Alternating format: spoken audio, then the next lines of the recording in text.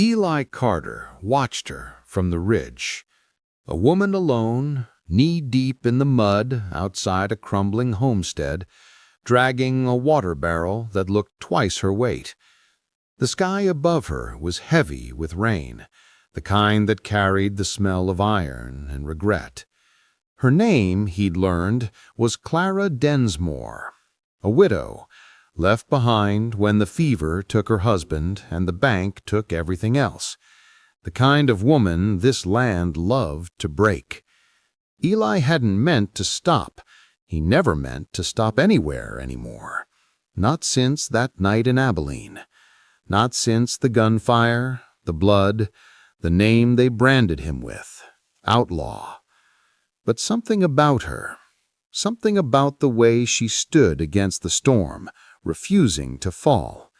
It burned through the emptiness he'd been carrying for 5 long years.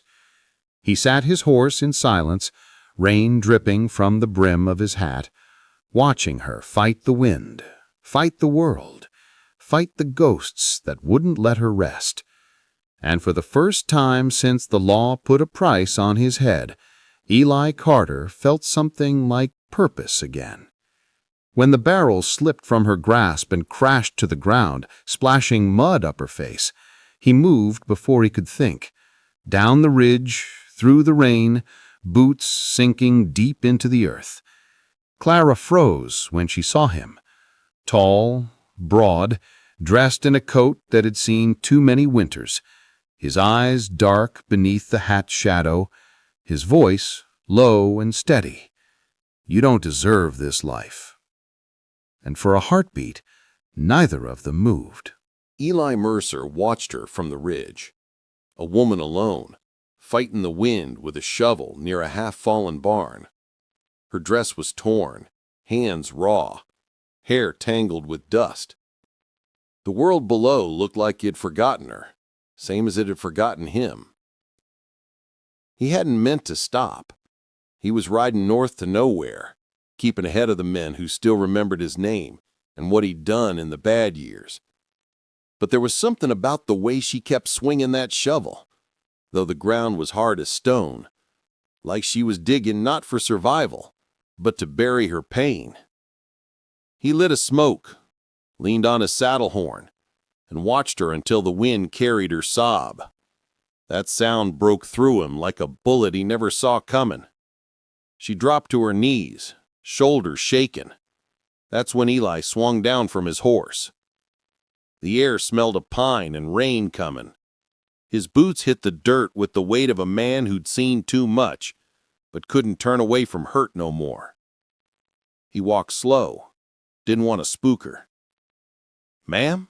he called, voice low and rough from too many lonely nights. She spun, eyes wide, dirt on her face and fear all over her. "Don't come closer," she barked, reaching for a rusted rifle leaning on the fence post. He stopped, hands open. "I ain't here for trouble. Just looked like you were digging yourself into the ground." She hesitated. Her arms trembled. The rifle wasn't loaded. He could tell from the way her fingers fumbled the trigger. "What do you want?" she asked. "Don't rightly know. Maybe just to make sure you don't fade into the dust like the rest of us." The wind caught her hair. She looked ready to break again, but pride held her up. Finally, she said, "You should go. Ain't safe for strangers here." Eli's jaw tightened. "Ain't been safe for me nowhere for a long while." He looked past her at the barn. Roof caved in. Animals gone. Life bled dry. "Was this your husband's place?" he asked. She nodded slow. "Was. He's gone." Eli tipped his hat down, eyes heavy. "Sorry to hear it." She didn't answer, just turned back to the half-dug ground. "I gotta finish this," she whispered.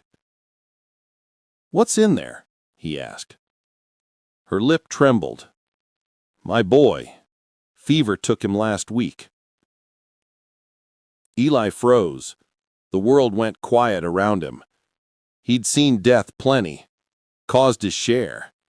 But something about seeing a woman bury her own child, it scraped against the last good piece of his soul. He stepped forward. "You don't deserve this life," he said softly. She looked up, tears streaking down through the dirt. "What would you know about what I deserve?" Eli looked away. "More than I'd like to."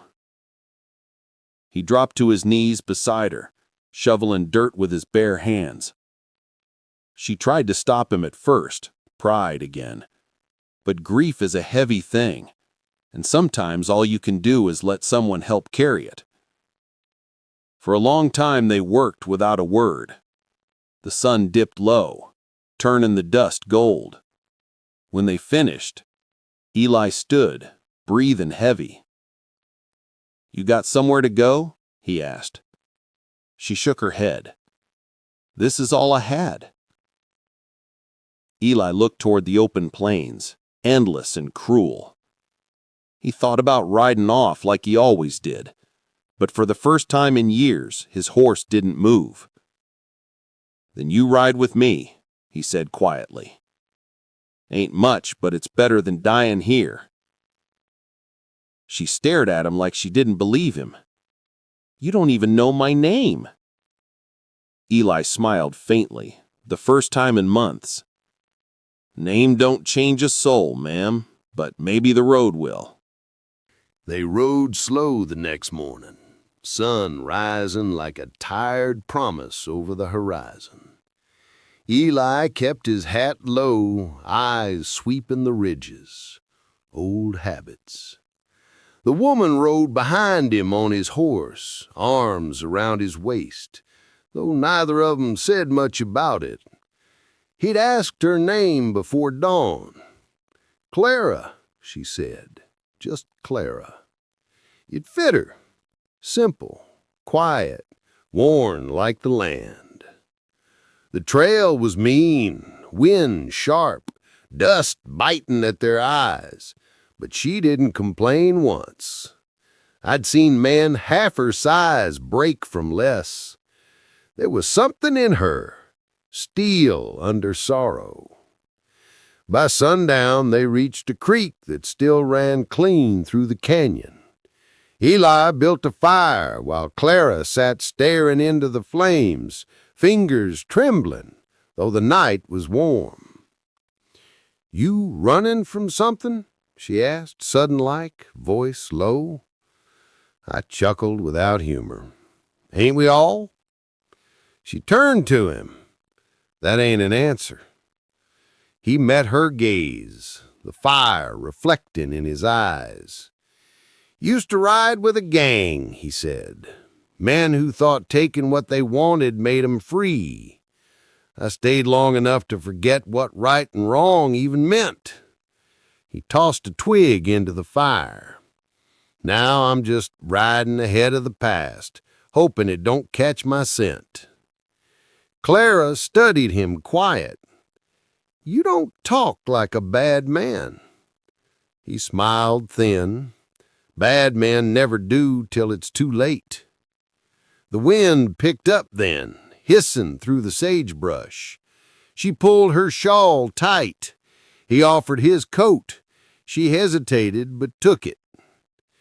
"Why'd you help me?" she asked. "You could have kept riding." Eli looked at her, his voice barely above a whisper. "'Cause I seen the same kind of hurt in your eyes I see in the mirror every damn morning." Silence hung heavy between 'em, broken only by the crackle of the fire. After a while, Clara said softly, "My husband weren't cruel, not in the way men usually are, but when the drought hit, something in him broke. He drank, shouted, left me and the boy to fend for ourselves." She blinked, eyes glistening. "When the fever came, I prayed he'd come home, but prayers dry out faster than water in these parts." Eli stared into the flames. "Ain't no sin in hoping for someone to come back. The sin's in not coming back." She looked at him then, really looked. "You talk like a man who's left someone behind, too." Eli's jaw tightened. He reached for his canteen instead of answering. Clara didn't push. She just said, "Whoever she was, I hope she forgave you." He took a slow drink, eyes on the stars. "Reckon she did, but I never forgave myself." That night, neither of them slept easy. Eli dreamed of gunfire, dust, and a woman screaming his name. Clara dreamed of small hands she'd never hold again. By dawn, they rode again. No words, just the rhythm of hooves and breath. The second day, a storm rolled in fast from the west, black clouds spilling over the ridges. They found shelter in the shell of an old way station, long since burned out. Eli got a fire going. The wind howled through the cracks. Clara watched him from the shadows, her eyes soft now, not with fear, but understanding. "You could still start over," she said. "You don't have to keep riding from ghosts." He smiled faint. "Ain't that easy for men like me. The law don't forget, and neither do the graves I've filled." She stepped closer. "Then don't run. Fix what you can. Help someone who needs it." He looked up at her, surprised by the strength in her tone. "You talk like a preacher," he said. She talked like a woman who's done praying and started fighting. She met his eyes, the firelight flashing in her eyes. Eli couldn't help but grin. "You got grit, Clara." She smiled, for the first time since he'd met her. "Guess the world didn't bury me deep enough." They shared that small smile while thunder shook the hills, and for the first time in a long while, Eli felt something like peace. By the third day, the storm had passed, leaving the land washed clean and quiet. But peace in the West never lasts long. Eli knew that. He felt it in the stillness, that kind of silence that sits wrong, like the desert holding its breath. Something was following them. They were riding through Red Hollow when Eli spotted tracks, 4 horses riding hard and close. He didn't say nothing to Clara, just kept his eyes on the trail ahead, jaw tight. When they reached a ridge overlooking the valley, he stopped. "Get down," he said. Clara frowned. "Why?" "Do as I say." She slid from the horse, confusion twisting across her face. Eli scanned the horizon, hand hovering near his revolver. "They found me." "Who?" she asked, her voice small but steady. "Men I used to ride with. Men who don't take kindly to walking away." Clara's breath caught. "What do they want?" He looked at her, eyes cold, like a man already halfway to hell. "Me and anyone riding with me." She stepped closer. "Then I'll go. I'll head east." He shook his head. "You wouldn't make it a mile. They'd track your trail and use you to get to me." Clara's hands trembled. "Then what are we going to do?" Eli looked around, finding the old stone shack near the creek bed. "We make our stand." They spent the next hour readying what they could. Eli set traps, checked his gun, and gave Clara his spare rifle. "You ever shoot before?" he asked. She nodded once. "My pa taught me before I was married. He said a woman in the West ought to know how to defend what's hers." Eli gave a small nod of respect. Good man. When the sun dipped behind the ridge, the riders came. 4 silhouettes against the blood-red sky. The leader, a broad man with a scar crossing his jaw, called out, "Eli Mercer, you got some nerve showing your face round these parts."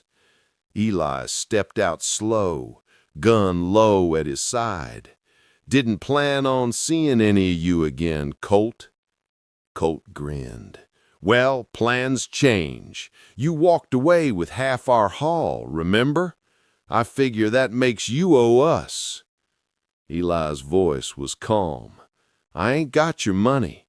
Spent it making up for what we took." Colt laughed, mean and dry. "You? Making up for it? You always did like playing the hero." He spit into the dirt. "Hand over the woman, then we'll talk." Eli's eyes darkened. "She ain't part of this." Colt's smile widened. "Everybody's part of something, Eli." The sound of hammers cocking filled the air. Eli whispered to Clara, "When I start shooting, you head for the horses. Don't look back." She shook her head fiercely. "I ain't running." "Clara, you said I don't deserve this life. Then let me fight for a better one." Eli looked at her, proud, scared, beautiful in her defiance. Then he nodded once. "All right then, let's give 'em hell." They rode till dawn, leaving the blood and smoke a red hollow behind.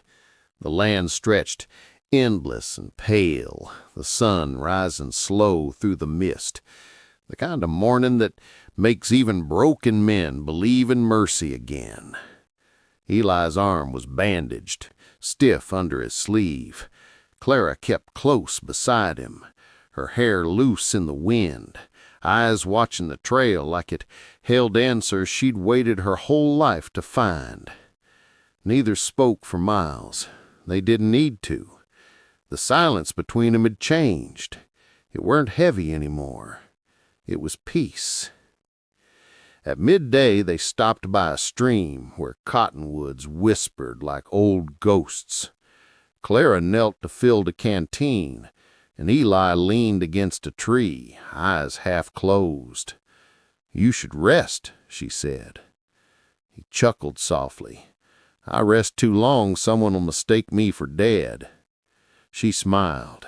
"You're too stubborn to die, Eli Mercer." He opened one eye and looked at her. "Reckon that's true, though I sure gave it a fair try." She tied her shawl tighter, sitting beside him. For a while they just listened to the water, the wind, and the far-off cry of a hawk cutting through the blue. Then Clara said, quiet-like, "You ever think about starting over proper? Maybe building something again?" Eli was quiet for a long time. Finally he said, "I wouldn't even know where to begin." She turned to him, her eyes soft. "You already did, when you stopped running away." Eli looked down at the dust on his boots. "You make it sound easy." "It ain't, but maybe it don't have to be hard every day." He smiled faintly, that tired, real kind of smile that only men who's been to hell and back can give. Months passed. Spring touched the valley with green, and for the first time in years, laughter echoed through the hills, hers and his together. Sometimes travelers passed through, telling tales of the outlaw Eli Mercer, wanted dead or alive. But the man they spoke of was gone, buried somewhere out in the dust with all the ghosts he left behind. Now there was just Eli and Clara, and the sound of the wind humming through a field that finally had life in it again.